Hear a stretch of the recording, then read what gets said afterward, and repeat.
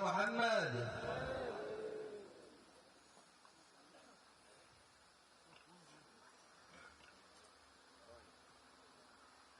Assalamualaikum warahmatullahi wabarakatuh. Karena ini di pesantren, saya ajak kita semua menyandungkan sholawat burdah Maula ya sholli wa sallim. Bisa ya? Bisa lah, pesantren sana bisa. Maula ya sholli wa sallim daiman abada ala habibika khairil khalqi kullihim. Huwal habibul ladzi turja syafa'atuhu likulli hawlin minal ahwali muqahimi. Ya Rabbi bil Mustafa malir maqasidana waghfir lana ma madha ya wasi'al karami. Assalamualaikum warahmatullahi wabarakatuh. Alhamdulillahilladzi an'ama alaina bi ni'matil iman wal islam. Wa huwa alladzi arsala rasulahu bil huda wa dinil haqqi liyudhhirahu 'ala ad-dini kullih wa kafaa billahi shahida. Nashhadu an la ilaha illallah wahdahu la syarika lah. Al-malikul haqqul mubin. Wa nashhadu anna sayyidina Muhammadan abduhu wa rasuluh shadiqul wa'dil amin wa arsalahu rahmatan lil alamin wa ba'du. Yang terhormat Kiai Haji Muhammad Ujang Jamaluddin, pengasuh Pondok Pesantren Nurul Hidayah Tahfidzul Quran, selaku sahibul ma'had, sahibul bait wa sahibul hajah. Kemudian Kiai Haji Abdullah Fauzi dari Pondok Pesantren Miftahus Sa'adah, Kiai Haji Asep Rahmatullah dari Pondok Pesantren Al Istiqomah, Kiai Haji Ahmad Nawawi Sadili dari Pondok Pesantren As-Sobariyah, Kiai Haji Abdurrahman Pondok Pesantren Nurul Jadid, Kiai Haji Anas Syakirullah dari Pondok Pesantren As-Sakinah, Kiai Haji Muhammad Bahruddin dari Pondok Pesantren Baitul Abrar, Kiai Haji Aang Sufyan Tsauri Pondok Pesantren Al-Hikmah, Kiai Haji Ujang Supriyadin Pondok Pesantren Darul Rahman, Kiai Haji Busro Karim dari Pondok Pesantren Darul Ulum, Kiai Haji Nasir Fauzi dari Pondok Pesantren Raden Puspa Ma'arif. Kemudian Kiai Haji Saiful Alam dari Pondok Pesantren Dunurrun. Kemudian ada Kiai Haji Pipin S. Arifin dari Pondok Pesantren Ar-Riyadh. Kemudian Kiai Haji Ade Ismail Pondok Pesantren Darul Falah. Kiai Haji Muhammad Nawawi dari Pondok Pesantren Al Istiqlal. Kemudian ini ada tamu dari partai politik, Bapak Iwan Adhar Ridwan, Ketua DPC PDIP Kota Sukabumi. Ada Ibu Hajah Ima Selamat, Ketua DPC Partai Persatuan Pembangunan. Ada Bapak Adinda Ketua DPC Partai Perindo, Bapak Bayu Waluyo, Ketua DPC Partai Hanora, dan Bapak Yudi ini dari Kabupaten Sukabumi. Hadirin sekalian, menurut peraturan tidak boleh kampanye di pesantren kecuali dengan izin khusus.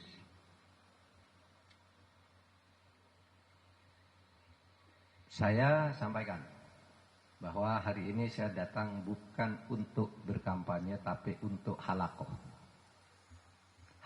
kebangsaan.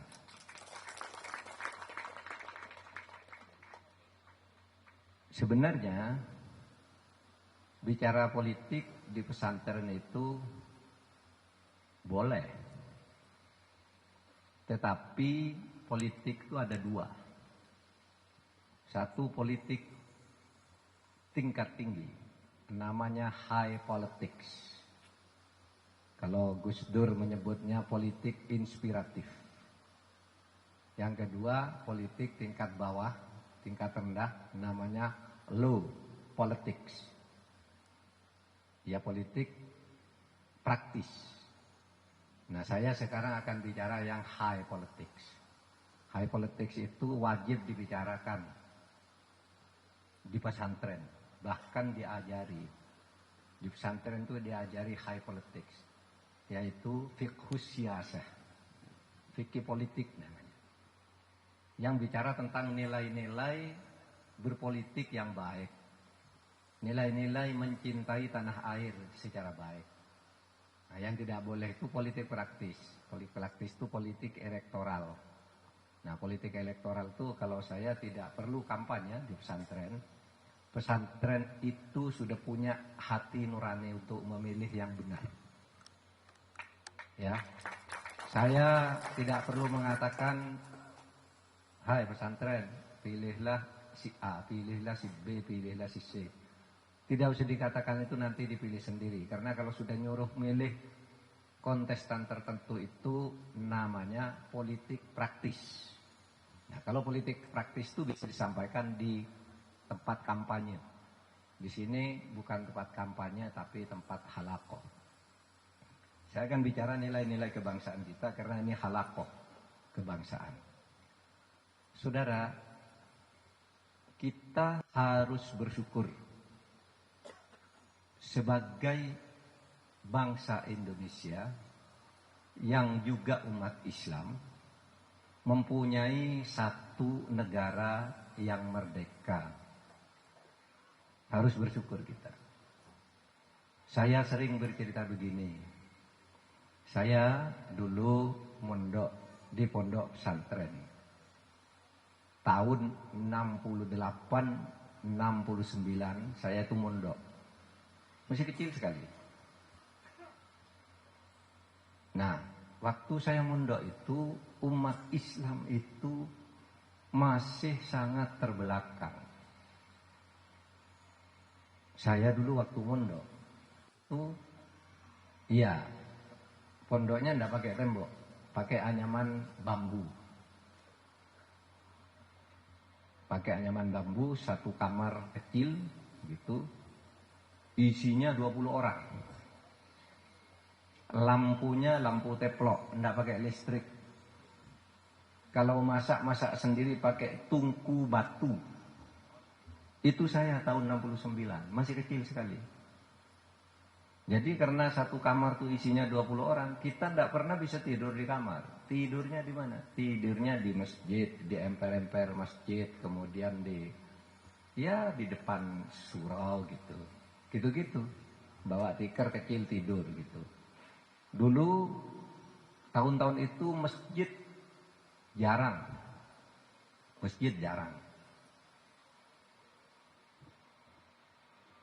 Sehingga kalau kita bepergian dari satu desa ke desa lain, pas waktunya sholat asar gitu, ya berhenti aja di pinggir jalan, di sungai, ambil wudhu, lalu ambil daun pisang, terus sholat, sajadahnya daun pisang.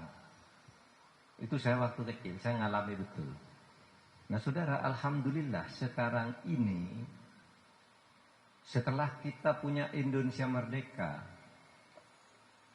sisa-sisa peninggalan zaman Belanda yang sampai tahun 68, tahun 70 itu masih banyak. Sekarang kita sudah hidup baik nih umat Islam. Pesantrennya udah tembok kayak gini dan disusun dengan side plan yang sangat indah. Saya tadi bilang kepada Kiai Ujang, ini saya ngelihat ini seperti ngelihat film Cina. Di keraton-keraton itu ada jembatan seperti itu. Nah, kalau seorang pangeran pacaran sama ketemu di situ duduk. Gitu. Iya, itu di film-film Cina, dan saya dulu suka baca silat Cina, cerita Ko Ping Hu namanya. Nah, sekarang ini pesantren udah bagus. Saudara pergi kemana-mana udah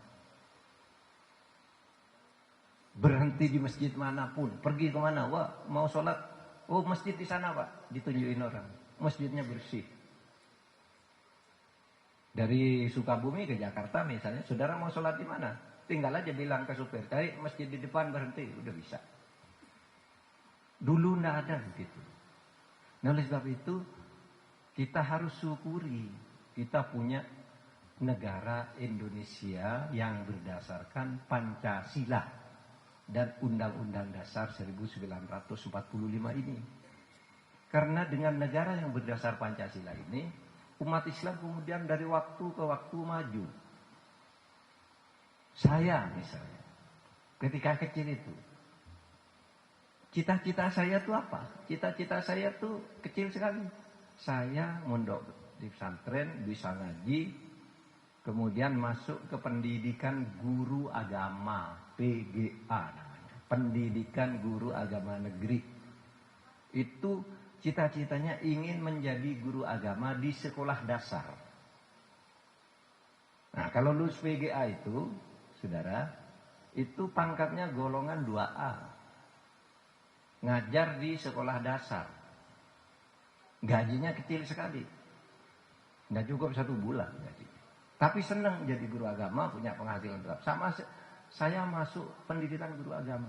Sesudah masuk pendidikan guru agama, masuk tahun keempat, guru saya, namanya Pak Jasari itu, memanggil saya, kamu bagus tuh nilainya, kamu bisa masuk ke sekolah unggulan milik Departemen Agama di Jogja.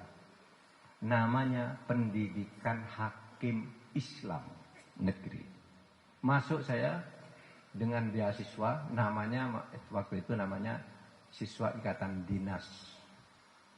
Siswa ikatan dinas itu ya sekolah dibiayai, nggak usah bayar, dikasih asrama, tapi cari makan sendiri, bawa makan sendiri. Asramanya disediain, sekolahnya nggak usah bayar. Saya masuk ke PHIN Jogja. Nah sesudah saya masuk PHIN Jogja, saya nggak lagi ingin jadi guru agama. Saya ingin menjadi hakim agama, hakim Islam. Wah, saya ingin jadi hakim Islam ini. Lumayan nih jadi hakim. Gitu, karena lalu bekerja di pengadilan. Sesudah saya masuk PHIN, saya kan guru saya tuh ngajari hukum-hukum umum, hukum perdata, pidana, tata negara. Tentu hukum agamanya lebih banyak, tapi hukum-hukum yang umum itu diajari juga, yang ngajarin jaksa, hakim, pengacara, dosen UGM itu ikut ngajar di sekolah PHIN itu, sekolah SMA. Lalu, saudara, saya ingin menjadi hakim beneran, bukan hakim agama. Maka saya masuk ke Fakultas Hukum UII, ngambil jurusan Hukum Tata Negara. Pada waktu yang bersamaan saya juga ambil di UGM, jadi saya merangkap tuh S1-nya. Ngambil di UGM jurusan Sastra Arab, Fakultas Sasdaya namanya. Fakultas Sastra dan Kebudayaan, jurusan Sastra Arab. Saudara, begitu saya kuliah, saya berubah, tidak lagi ingin jadi hakim, ingin jadi dosen.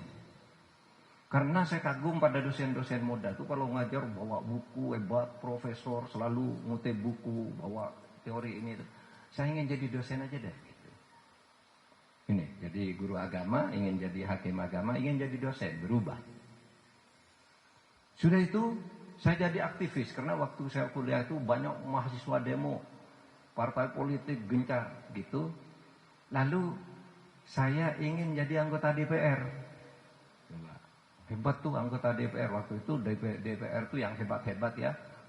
Karena saya dari Madura, jadi yang top itu DPR yang dari P3 itu. Ada Aisyah Hamene, ada Ridwan Saidi, ada Yusuf Hasim, ada Zamroni. Waduh, saya bilang ini orang hebat-hebat. Saya ingin jadi anggota DPR aja lah, gitu. Nah, lalu sesudah itu karena orang sering banyak diwawancarai oleh wartawan itu, ada Pak Amin Rais, kalau kemana-mana diwawancarai wartawan, Nurholis kemana-mana dikejar wartawan, Gus Dur kemana-mana dikejar wartawan, nulis di koran. Saya ingin menjadi penulis. Jadi cita-cita saya itu berubah-ubah. Tetapi di atas semua itu, setiap saya punya cita-cita, saya selalu punya orientasi kerja yang jelas. Akhirnya apa? Saudara, cita-cita saya itu tercapai semua. Tercapai semua. Saya jadi guru agama loh. Saya nih sekarang sedang ceramah agama, guru agama. Saya dulu punya 200 lebih ceramah agama saya di SCTV. Di zaman nama programnya Di Ambang Fajar. Ya. Di Ambang Fajar. Saya Samin Rais, Jamaluddin, masih agak muda-muda lah tahun itu, tahun 93 sampai 97. Itu saya ceramah agama terus sambil jadi dosen. Nah, jadi dosen saya tercapai jadi dosen. Jadi hakim saya juga jadi ketua MK. Tercapai semua. Lalu jadi anggota DPR, saya jadi anggota DPR pernah. Jadi menteri malah dapat bonus jadi menteri. Menterinya 3 kali. Menteri Pertahanan, Menteri Kehakiman, waktu itu namanya Menteri Kehakiman. Kehakiman dan Hak Asasi Manusia. Lalu sekarang Menko Polhukam. Sudah dapat bonus. Karena apa? Saudara, orang yang bekerja keras di negara yang merdeka dan demokratis itu akan memperoleh apa yang diperjuangkannya. Kata Salahuddin As-Sofadi, la yamtatil majda malam yarkabil hafar wala yanalul ula man taqaddamal hadar.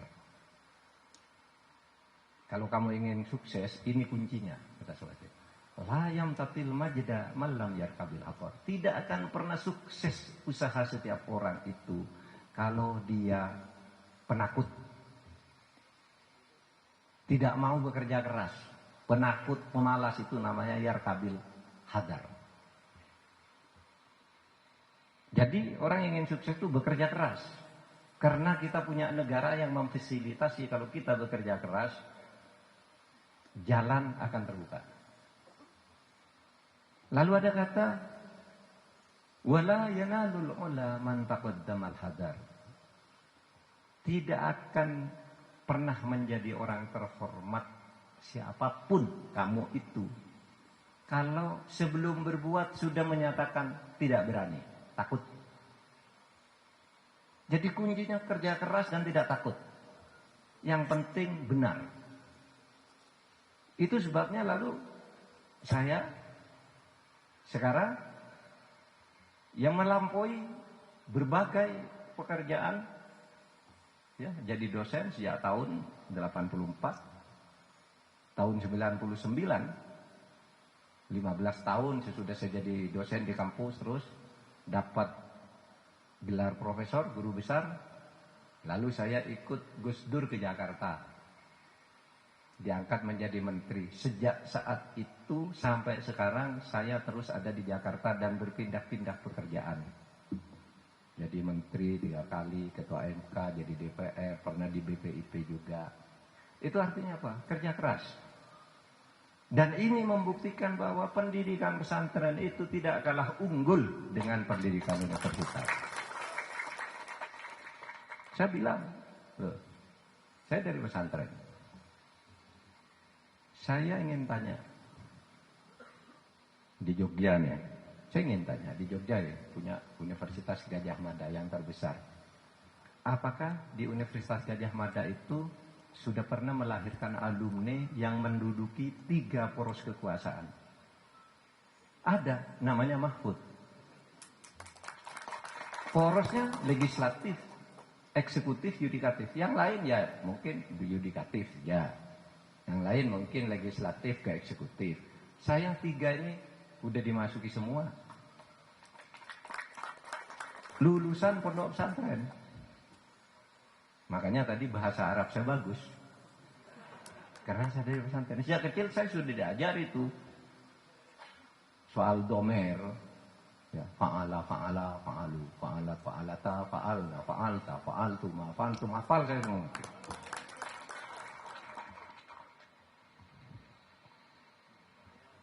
Fa'ala yaqulu fa'lan fa huwa fa'ilun wa dzaka maf'ulun uf'ul la taf'ul maf'alun maf'alun maf'alun, hafal saya. Jadi satu kata dalam bahasa Arab dipecah ke dalam 140 kata. Ya, 14 ke bawah, 10 ke samping saya bisa. Karena saya lulusan pesantren. Nah, saya hanya ingin mengatakan, mari pesantren ini jangan merasa rendah diri. Pesantren harus maju. Di era demokrasi ini yang dipentingkan adalah mutu. Bukan status sekolahnya, universitas besar, universitas kecil, pesantren besar, pesantren.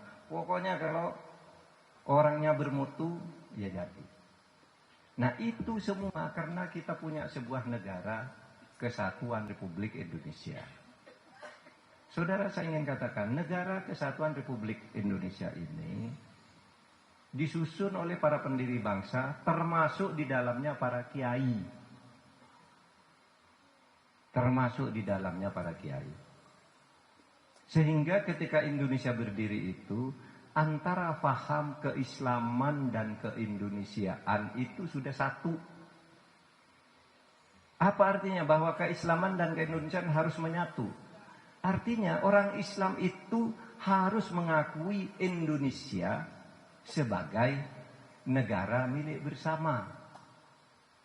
Tidak boleh orang Islam, wah saya orang Islam, tidak mau ikut Indonesia. Enggak, dulu yang mendirikan Indonesia itu ya para kiai-kiai juga. Sehingga orang Islam itu harus bergabung, menyatakan kesetiaannya kepada Republik, sehingga keislaman dan keindonesiaan itu bersatu.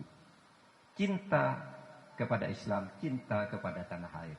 Maka tadi lagunya itu Indonesia Biladi anta unwanul fakhuma kullu man ya'ti kayoma qamihan yal qayyum.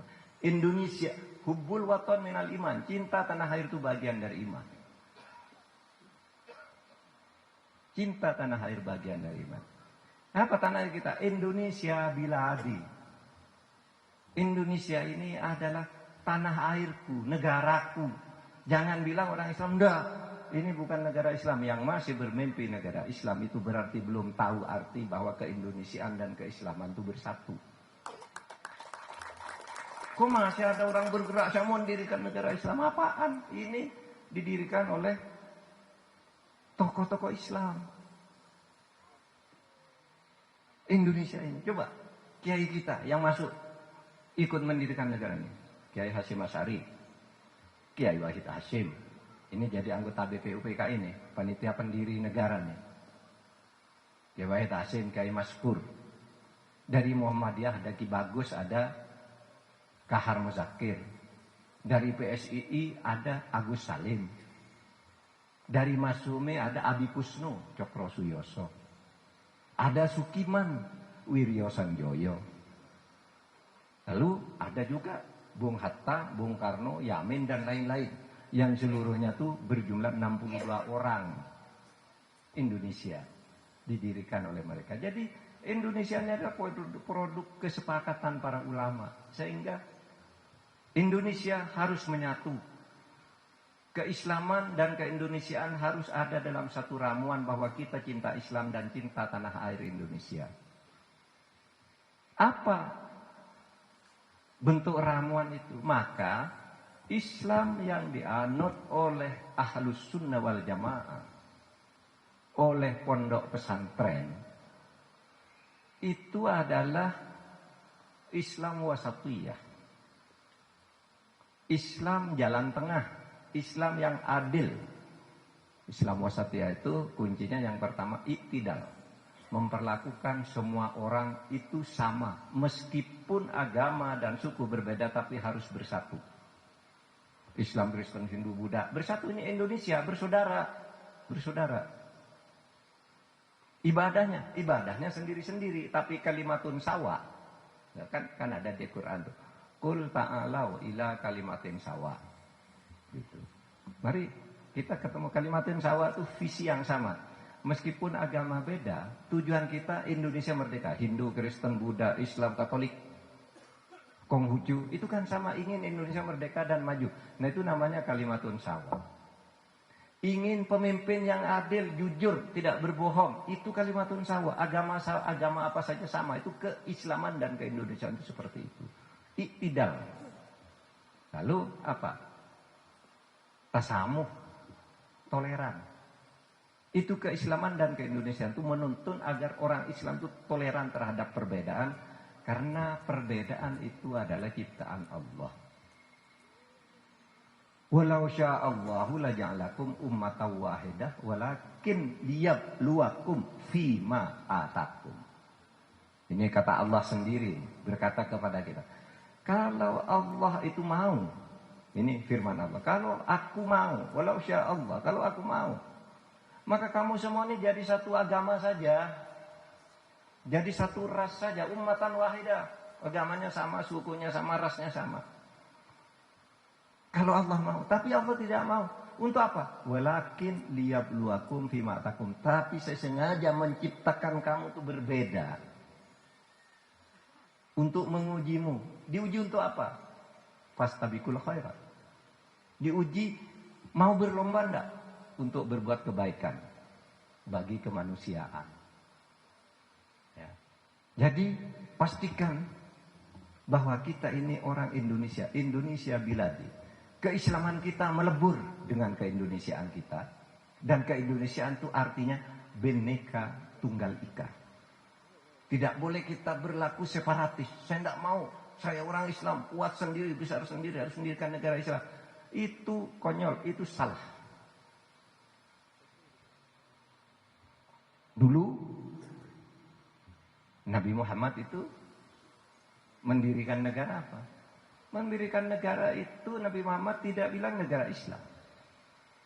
Tahu, Nabi hijrah dari Mekah ke Yasrib namanya. Yasrib itu kota tidak beradab. Ada orang Kristen, orang Nasrani, orang Yahudi bermusuhan. Agama lokal bermusuhan, penduduk yang sukunya beda bermusuhan. Maka Nabi Muhammad datang. Kota ini saya ubah namanya menjadi kota Madinah. Jadi kota Madinah yang sekarang sering kita kunjungi itu, yang kita ziarahi, tempat kuburan Nabi itu, saudara, itu dulu namanya Yasrib. Yasrib itu kota kacau balau, penuh pembunuhan, pencurian, kedengkian. Nabi datang, saya bentuk negara baru, namanya negara Madinah. Loh, kok tidak disebut negara Islam? Memang Nabi tidak mendirikan negara Islam. Dia sebut Al-Madinah Al-Munawwarah. Nah di situ lalu ada piagamnya. Piagamnya itu namanya Piagam Madinah. Piagam Madinah itu 47 pasal isinya. Nah 47 pasal itu, yang 24 pasal itu berisi perlindungan terhadap hak asasi manusia. Orang yang beragama Nasrani dilindungi dengan kewajiban ini. Orang Muslim dilindungi harta dan jiwanya dengan disebut semua itu suku-suku dan pemeluk agama. Bani siapa, dapat perlindungan yang sama dari negara. Sehingga di situ negara Madinah itu negara kosmopolit, negara yang beragam pemeluk agamanya, sukunya, rasnya. Sehingga ketika Nabi mendirikan negara Madinah itu, pengantar piagam Madinah itu bunyinya begini. Hada kitab min Muhammadin sallallahu alaihi wasallam. Inilah proklamasi, inilah kitab, inilah ketentuan, inilah keputusan. Kitab itu bisa berarti proklamasi. Inilah ketentuan, inilah kitab dari Muhammad sallallahu alaihi wasallam. Apa yang dikatakan pertama? Bainal mu'minin wal muslimin wa Quraisyin wa Yathrib. Nih, yang tidak Islam nih. Tadi mukmin, muslim, wa Quraisyin wa Yathrib, wa man tabi'ahum, dan suku-suku yang ada di belakang mereka. Falahiqo bihim, menyatakan bersatu merdeka, mendirikan sebuah negara namanya Madinah. Wa jahada ma'ahum, dan berjuang bersama-sama meskipun di dalam perbedaan.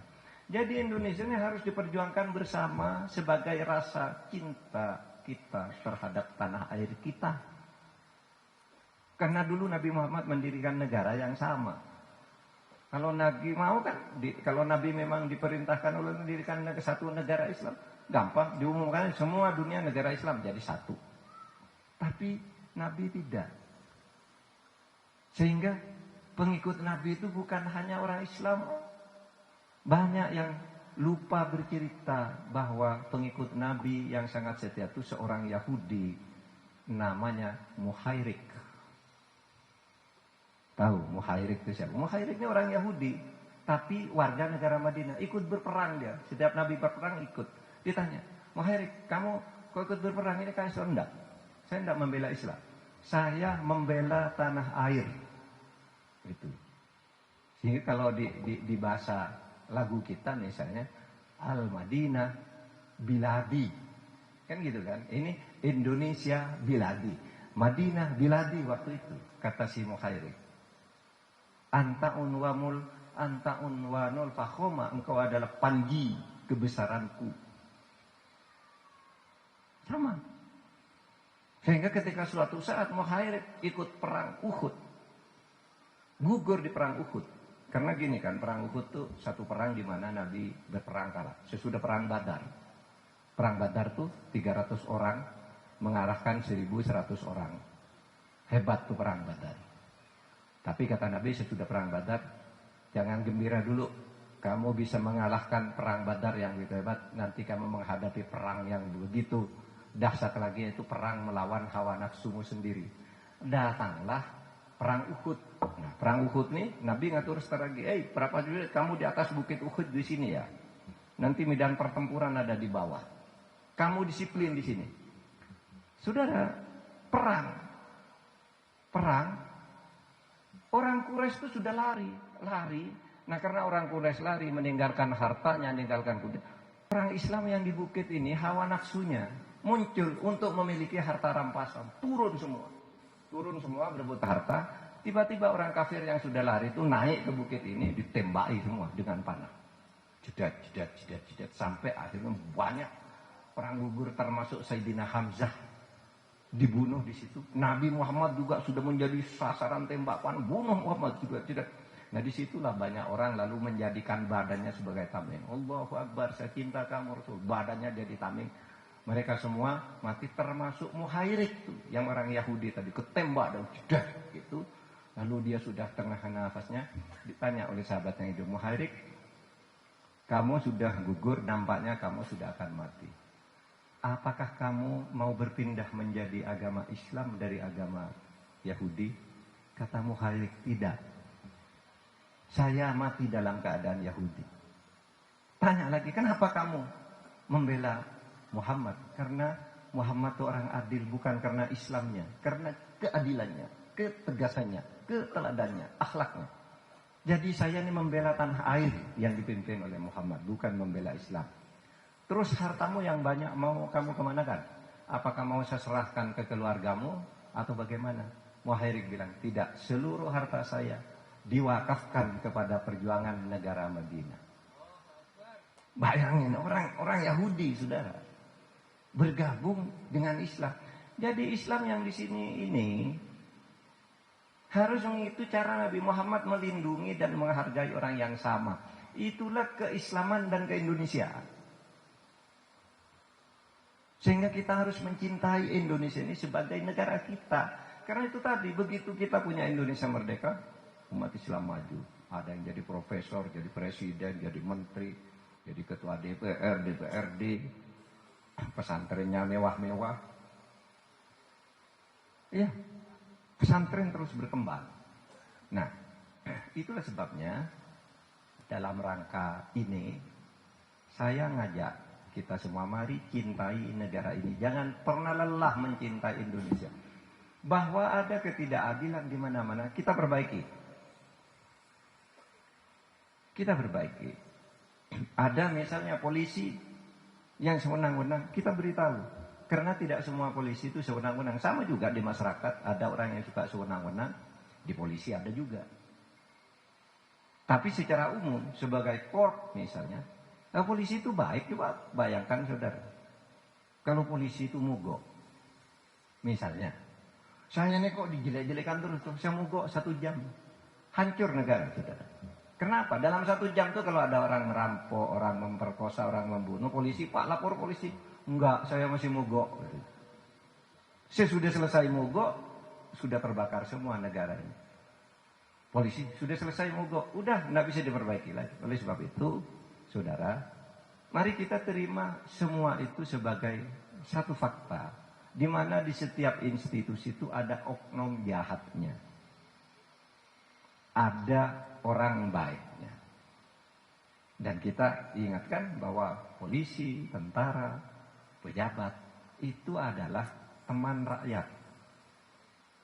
Karena rakyat pun suatu saat bisa jadi polisi, bisa jadi pejabat. Kalau ada sedang jadi polisi lalu sewenang-wenang gitu, nanti hati-hati. Ini rakyatnya bisa sebentar lagi jadi pejabat juga.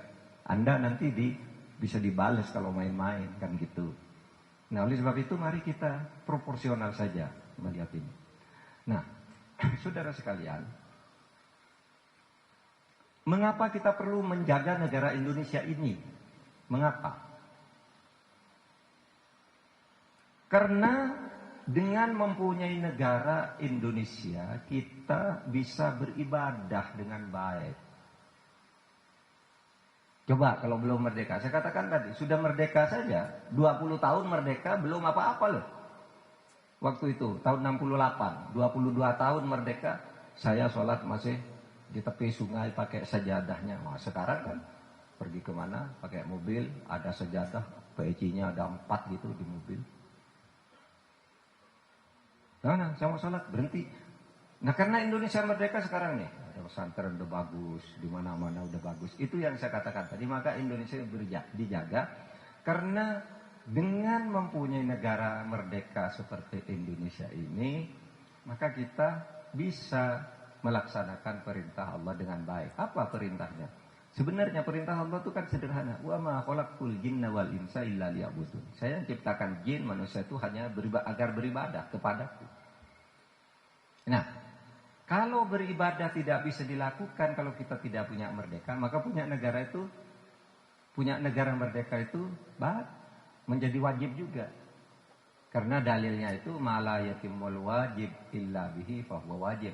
Jika satu kewajiban nggak bisa kamu laksanakan dengan baik kalau tidak ada satu yang diperlukan itu, maka satu yang diperlukan itu wajib kamu buat. Artinya gini, jika kewajiban beribadah tidak bisa kamu lakukan kalau kamu tidak punya negara merdeka, maka punya negara merdeka itu wajib dibuat. Maka para ulama dulu mendirikan negara Indonesia bersama kekuatan seluruh bangsa yang lain. Bayangin, Indonesia itu dibangun oleh 77 kerajaan. Tahun 45 itu di Indonesia masih ada 77 kerajaan-kerajaan di berbagai daerah. Yang semuanya itu dijajah oleh Belanda, tapi ke dalam masih tetap disebut kerajaan, tapi dicampur oleh Belanda. Tahun 45 bersatu. Punya beberapa agama bersatu. Nah, itulah yang disebut mitsaqun ghalidho. Saudara sekalian, janji suci kita. Janji suci kita itu apa? Mendirikan negara Kesatuan Republik Indonesia. Maka dulu orang yang pernah datang ke rumah saya, Bapak kan tokoh Islam, Kenapa Bapak tidak memperjuangkan berdirinya negara Islam? Saya tanya dalilnya, mana buktinya bahwa kita harus mendirikan negara Islam? Loh itu Pak, Nabi Muhammad, Khulafaur Rasyidin, itu kan Islam. Kamu tidak tahu sejarah. Saya Islam, kamu Islam, saya bilang. Waktu itu, di tahun 96, datang nih kelompok-kelompok itu ngajak, pokoknya negara Indonesia harus diubah menjadi, ngapain kamu mendirikan Islam? Saya bilang, iya Pak, untuk melaksanakan agama kita tidak nyuruh mendirikan negara Islam. Agama kita menyuruhkan kita mendirikan sebuah negara yang bisa melindungi segenap bangsa dan memberi kesempatan kita beribadah. Saya bilang, kamu udah naik haji belum? Belum Pak. Baru umroh, berapa kali umroh? 2 kali Pak. Jadi mutawif. Nah, saya sudah naik haji 3 kali. Saya bilang, saya umroh sudah 27 kali. Saya bisa laksanakan itu karena saya hidup di Indonesia. Oleh sebab itu, Indonesia ini kalau ukuran-ukuran syar'i ini ya, karena halaku kebangsaan, saya bicara bangsa. Sebuah negara dikatakan sudah kompatibel, cocok dengan Islam itu kalau sudah dihidupkan di dalamnya apa yang disebut maqasidus syar'i. Tujuan bernegara menurut syarak. Maksud syarak tentang berdirinya negara itu apa? Ada 5 aja. 1, hifdzuddin. 2, hifdzun nafas. 3, hifdzul mal. 4, hifdzul aql. 5, hifdzun nasab. Kalau di negara itu sudah ada itu sudah negara Islam. Tidak usah minta negara Islam. Itu ajaran Islam sudah bisa hidup di situ. Saya belajar ini dulu kepada Profesor Azhar Bashir. Pak Soleh Amin, mana Pak Soleh Amin? Ada Pak Soleh Amin. Ngaji Pak. Nah itu tuh. Itu satu kelas dengan saya tuh waktu kuliah tentang ini. Kuliah tentang hukum tata negara Islam. Namanya pemerintahan di dalam Islam. Imamah dan pemerintahan dalam Islam itu kuliahnya. Saya tanya, waktu itu banyak yang tanya, Pak Azhar, banyak orang Indonesia itu mengeluh katanya, kenapa kita tidak jadi negara Islam? Kata Pak Azhar, Indonesia ini sudah Islam. Jangan menggugat-gugat lagi melalui negara. Karena syarat berdirinya negara yang disebut Islam itu, dalam praktek, ya, dalam praktek, 1, tidak ada larangan untuk beribadah sebebas-bebasnya. Itu hifdzuddin, memelihara kebebasan beragama. Sekarang kita bebas enggak beragama? Bebas. Saudara, kalau ada yang tidak bebas beragama dilakukan oleh aparat, itu lapor ke saya. Mumpung saya Menko Polhukam. Tidak boleh, aparat itu harus melindungi orang beragama dengan baik. Apakah itu Islam, Kristen, Hindu, Buddha, lindungi. Jangan saling mengganggu. Itu namanya hifdzuddin. Lalu hifdzul nafas, menjaga keselamatan jiwa. Di Indonesia sudah ada enggak perlindungan keselamatan jiwa? Ada. Ada kitab undang-undang hukum pidana. Barang siapa membunuh orang lain dengan ini, maka ancaman hukumannya sekian. Kalau pembunuhan direncanakan, ancaman hukumannya mati. Kayak Sambo itu kan ancaman hukuman mati. Kan direncanakan. Tapi kalau membunuh karena terpaksa, bebas. Kalau membunuh tidak terpaksa tapi membunuh beneran, tapi karena emosi tidak direncanakan, ancaman hukumannya belasan tahun. Gitu. Karena ada ajaran hifdzun nafas, maka kita punya kitab undang-undang hukum pidana. Lalu yang ketiga hifdzul mal, melindungi hak milik setiap warga negara. Saudara punya tanah, dilindungi oleh negara. Tanah saudara diambil, bisa diselesaikan oleh pengadilan negara bahwa itu tanah saudara, benar. Terjadi persengketaan, wah ini dulu bapaknya, ayah kamu yang punya tanah itu punya istri lain di sana, tapi tidak didaftarkan. Terjadi perkara, nanti diselesaikan oleh pengadilan. Karena itu hifdzul mal. Ini hifdzuddin sudah ada, hifdzul mal. sudah ada. Hifdzun nafas sudah ada. Lalu ada hifdzul akal. Menjaga rasionalitas, menjaga akal sehat. Nah di Indonesia kita harus berakal sehat. Oleh sebab itu dilarang minum minuman keras, dilarang narkoba. Minum minuman keras, alkohol boleh enggak? Lu agama lain boleh kan? Nah, yang agama lain boleh minum di tempat tertentu, jual di tempat tertentu, enggak boleh kita ganggu. Kita dilindungi oleh negara, enggak boleh mabuk-mabukan, enggak boleh narkoba, karena narkoba dan mabuk-mabukan itu merusak akal sehat. Hukum pidana di Indonesia sudah ada. Perda-perda sudah ada yang mengatur. Jangan mabuk, jangan nyopir kalau sedang mabuk, merusak akal sehat. Kan banyak orang diperkosa itu oleh orang mabuk juga. Akal sehatnya hilang. Lalu hifdzun nasab. Memelihara kemurnian keturunan. Maka di Indonesia ada hukum perkawinan. Hukum perkawinan apa? Orang perkawinan adalah dilakukan secara sah menurut agama masing-masing.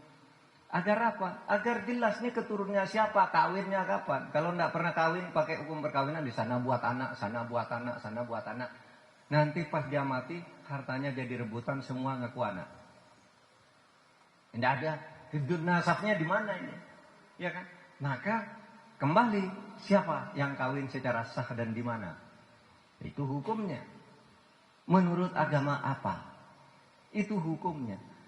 Jadi saudara, negara Indonesia itu sebagai sebuah negara, bukan negara Islam, tetapi sudah Islami. Islam itu kata benda, kalau Islam itu kata sifat. Islam itu mengajarkan nilai-nilai luhur ajaran Islam untuk hidup bersama di dalam sebuah negara. Itulah yang kita perjuangkan. Gimana menjaga kepentingan-kepentingan umat Islam? Ya ada mekanismenya, demokrasi. Dulu saudara, zaman Orde Baru itu demokrasi itu tidak ada. Maka Gus Dur selalu berpidato, kalau umat Islam ingin maju, perjuangkan demokrasi. Begitu ada reformasi, demokrasi hidup, orang-orang Islam dari pesantren masuk semua. Jadi menteri, jadi DPR, jadi gubernur. Itu demokrasi. Presiden, wakil presiden, Menko, menteri luar negeri itu santri-santri semua kan tuh Pak Agus Shihab, Hovifah, Jimli, Yusril, Hamdan dan sebagainya.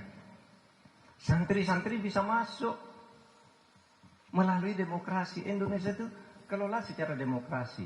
Jadi syarat sebuah negara itu yang dikatakan negara wasatiyah itu, Islam wasatiyah itu ya tidak satu keadilan, tasamuh, kemudian islah itu reformasi, artinya selalu memilih yang baik, sehingga ada kaidahnya itu ya, mengambil yang baik atau memelihara yang lama yang baik dan mengambil yang baru yang lebih baik.